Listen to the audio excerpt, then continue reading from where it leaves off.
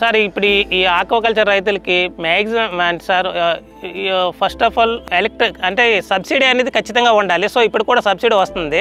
అలాగే దీనికి సంబంధించిన ఎయిడెడ్ అలాగే బోట్స్ అవన్నీ అంటే దీనికి రైతుకి ఒక చెరువుకి ఒక ఆక్వాకల్చర్ చెరువుకు సంబంధించిన మెటీరియల్ కానీ ప్రభుత్వం నుండి కానీ మాకు సహకారం అంటే సబ్సిడీ మూలంగా వచ్చినట్లుంటే కాస్త గవర్నమెంట్ నుండి మాకు కొంత ఉపాధి కల్పించినట్లుగా ఉంటుంది సార్.